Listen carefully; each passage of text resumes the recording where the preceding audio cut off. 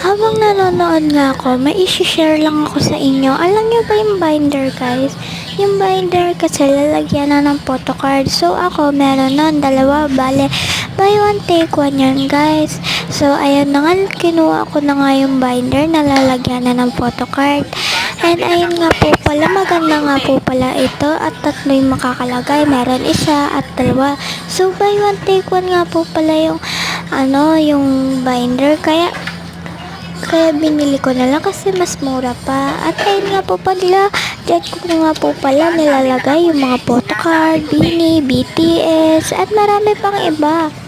At dun sa isa ko is blue. Dun ko nilalagay yung mga guys, yung mga Kurami, ganon. So, dun ko na lang nilalagay kasi mas bagay sa pink yung mga K-pop o di kaya P-pop. So, ayun nga po pala, habang may pinapanood ako dito, at ayun nga po pala, yung favorite ko panoorin. Lumaan nga lang po pala siya sa FYP ko. At itong video na to guys, is short lang.